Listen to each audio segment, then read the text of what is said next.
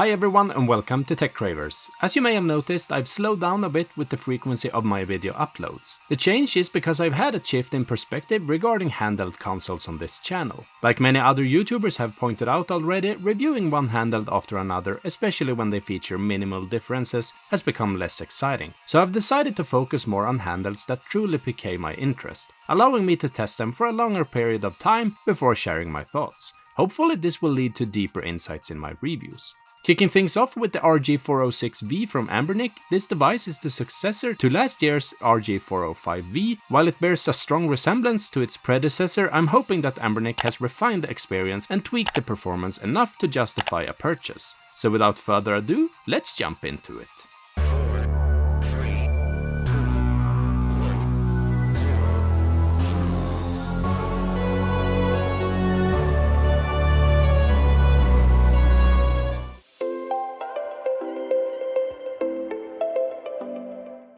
While I unbox this RG406V, I want to take a moment to clarify that the opinions I'll express in this video are entirely my own, and no one has seen it before you. This unit was sent to me directly from Anbernic for review purposes, and if you want to learn more about the RG406V, I'll leave a link in the video description. The RG406V comes in 3 different colors: beige, transparent black, and grey. The unit I received for this video is grey, and I must say that it's undoubtedly the most attractive option after seeing images and videos of the other colors. Having purchased quite a few Anbernic handhelds in the past, I can confirm that the unboxing experience remains consistent. It arrives in a white box with the outline of the device printed on top. Inside you'll find the device itself, along with the charging cable, and a quick start guide.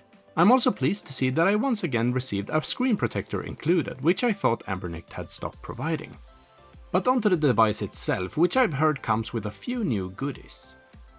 And the first thing that strikes me when I hold the RG406V in my hands is that it has new analog sticks. They protrude a bit further than those on previous models, and my very first impressions are that they feel great. I also really love the matte finish on this grey variant. When you pair it with that rainbow colored face buttons, I'd almost argue that this is one of the most stunning products I've seen from Anbernic. In my hands it almost feels like an official Nintendo product in terms of design. It has a strong retro gaming vibe and feels like a quality product. You can see that Anbernic has put thought into both look and the feel of this device, aiming to create something that is not just functional but also pleasant to use. Overall, the RG406V seems to offer a solid balance of design and usability, and I'm looking forward to testing its performance.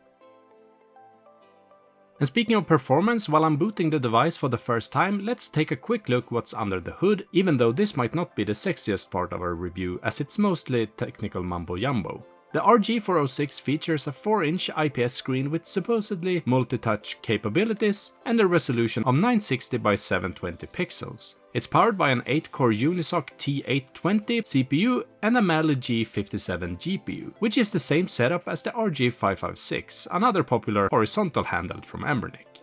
Essentially, you can think of this as an RG556 packed into a more portable form factor. I wouldn't necessarily call the RG406V pocket-friendly though, but it certainly takes up less space in a backpack compared to the RG556. In terms of memory, it has 8GB of LPDDR4X RAM and 128GB of internal UFS 2.2 storage, with an option to extend via microSD card for those who need more space. It comes with Android 13 and is equipped with a 5500 mAh battery, which Anbernic claims should provide around 8 hours of gameplay on a single charge. Additionally, it features Wi-Fi and Bluetooth connectivity, along with RGB lighting under the Hall sensor joysticks. Things change at lightning speed in this industry, so what I'm saying now may be outdated by the time you watch this. However, as of today, I would argue that the RG406V is the most powerful vertical handheld on the market. Ayaneo might have something to say about that with their upcoming Pocket TMG, but for now I can't think of anything more powerful than this device. Anyway, let's take a look at the hardware. From the front, the grey version of the RG406V bears a striking resemblance to the PAL version of the SNES, which I don't mind at all as I think it's one of the most attractive and retro-colored combinations out there. On the front we have the usual buttons with the start and select buttons at the bottom and the home button in the center. On the top, next to the fan exhaust, there's an USB-C port that supports 1080p output if you want to play on a larger screen. On the right side you'll find the volume buttons and the power button, which also functions as a sleep button. On the left side there's a micro SD card slot and a reset button, while the bottom features a 3.5mm headphone jack and 2 downward facing stereo speakers. At the back you'll find a fan intake along with sloped shoulder buttons, and even if it's not exactly my favorite type, I can see why they went with this design choice. Overall, the RG406V feels comfortable in my hands, and I can tell it's a handheld that you can play for extended periods of time without your hands cramping up. It's also very nice to just rest your eyes on it. Compared to its predecessor, the RG405V, the size differences are quite minimal. However, when we look at the cheaper RG40XX-V that was released a few weeks ago, we can see that it's noticeably thinner and definitely more pocketable than the RG406V. That said, maybe it's time to accept that none of us would realistically carry a handheld like this in our pants pocket. How can that even be a criterion for evaluation in 2024? Anyway, with the device powered on, I have to say that wow, the screen is really nice to look at. It features vibrant colors and thankfully there's no light bleed at all, at least none that I can see with my naked eye. Hopefully Anbernic has learned from their mistakes with some of their earlier handhelds. The OS navigation is familiar for anyone who has used a typical Android handheld before. Among other things, you can simply swipe down from the top to access the quick menu where you can put the CPU in performance mode, tweak the fan curves, change the RGBs and more. As usual, it comes pre-packed with emulators that are already installed and configured for us. All we need to do is to add our own games or ROMs to start playing. And of course we can choose our preferred front end. Mine will, as always, be Emulation Station, which I have a full setup guide on among my other videos, so go check it out later if you need help customizing your new handheld. And while we're diving into the software, let's take a closer look at those joysticks and test for any potential dead zones. And I have to say, I wasn't expecting much, but I'm genuinely impressed by the results. As I run the dead zone test, I can see that the response is incredibly precise. This is the best performance I've seen in an Anbernic product in this area ever. The sticks are responsive right from the start with minimal dead space, allowing for smooth and accurate controls during gameplay. I'm really pleased with this outcome. It's a significant improvement over previous models, so well done Anbernic, it's great to see you stepping up your game in this regard. So far this has turned out to be a much more enjoyable handheld than I dared to hope. Now it's time to see what it can actually deliver in terms of gameplay. I'm going to start with some classic Android games available for download directly from the Google Play Store. And first up is Horizon Chase, which looks fantastic on this screen. The vibrant colors and smooth graphics really pop, making for an engaging racing experience. The controls are responsive, allowing me to navigate those tight corners effortlessly.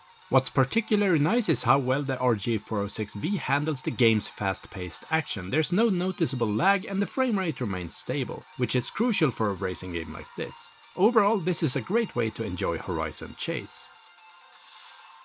Next up is Diablo Immortal, and I'm not gonna lie, it was quite a struggle to get going. Since Diablo Immortal doesn't work with Anbernic's built-in controls right out of the box, I had to map my controls using the built-in key mapper. Once that was taken care of, however, I could play it without any real issues. The graphics in Diablo Immortal are quite impressive with detailed environments that draw you into the world. The RG406V handles the action quite well, keeping things smooth even during those busy combat sequences with multiple enemies. The controls, when set up, feel pretty responsive, which is essential for executing skills and dodging attacks effectively. I also appreciate the touchscreen functionality for navigating menus and managing my inventory. Overall, playing Diablo Immortal on the RG406V is quite a solid experience. It strikes a good balance between power and portability, making it a suitable choice for gaming on the go.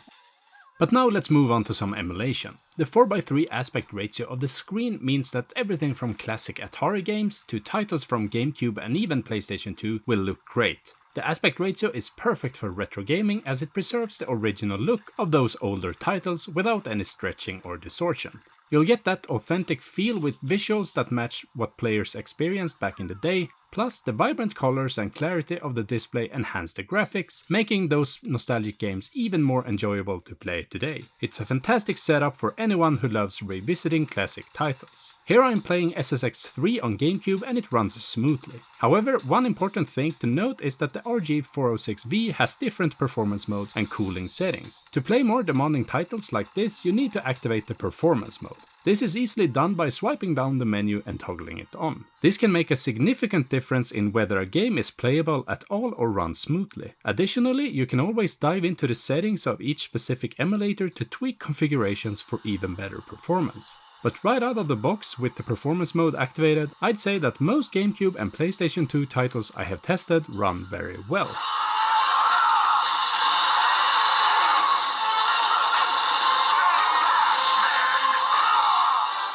And here we have Ocarina of Time 3D for the Nintendo 3DS. And as you can see, Anbernic has made an excellent use of the screen with the overlay feature, allowing both screens to be displayed simultaneously in a visually appealing way. The 3DS game runs smoothly on the RG406V, so if this is your cup of tea, you're in for a treat.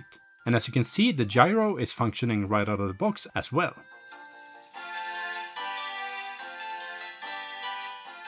I've mentioned it before, but I feel I need to highlight it again. The RG406V truly surprised me when it comes to performance. I'm not sure if it's the compact form factor, but it feels more powerful than the RG556, even though they have the similar specifications.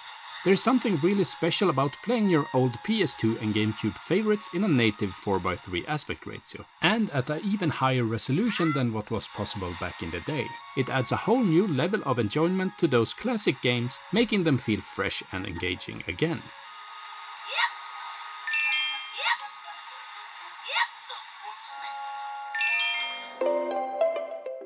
So to wrap up my first 2 weeks with the RG406V from Anbernic, I can confidently say that this is a refined product. It's clear that Anbernic has listened to the feedback and requests from users, and there have been significant improvements. The analog sticks are probably the best I've seen from Anbernic, addressing the cardinal snapping issues that they have had before, and I can honestly see myself playing shooters on this device. The D-pad is a bit stiff, but it still feels good, and the face buttons are perfectly suited for their purpose. The shoulder buttons perform well overall, though I typically preferred stacked analog shoulder buttons. I understand that they can be tricky to implement on a vertical handle like this one though. I can comfortably play for long sessions without my hands getting fatigued, so the ergonomics are definitely on point. Great job with the overall design, Anbernic. Performance-wise, it seems that Anbernic has succeeded. As I mentioned earlier, this is the most powerful vertical handle on the market so far, at least among those I've had the pleasure of testing. It's a fantastic way to pass time on a long journey with some GameCube or PS2 gaming. The OS experience has been generally good, although I encountered a few bugs here and there. Fortunately, Anbernic released an OTA update during my testing period, and they plan to roll out more updates in the future to address any issues we encounter. And that said, there's one thing I haven't had the chance to address yet: where you can buy it and how much it costs. You can purchase the Anbernic RG406V directly from Anbernic's official website. Without a pre-installed game SD card, it costs $148. It may feel like a hefty price tag, however, I can highly recommend the RG406 at this price, as it can handle most games up to GameCube and even PS2 titles. Currently, Anbernic is running a Halloween promotion as well. By entering the code HL2024 at checkout, you can receive an additional discount, bringing the price down to $138. This promotion is valid until November 7th, so if you're interested in a new Handheld, now it's a great time to act. I will of course link to the Handheld in the video description if you want to read more or make a purchase directly. Thanks for watching my review of the RG406V. If you enjoyed it or if it helped you out, don't forget to show it by leaving a thumbs up. Also comment down below what you aim to play on your 406V. Don't forget to subscribe to Tech Ravers if you haven't already for more content like this in the future. Thanks for watching, Tech Ravers out.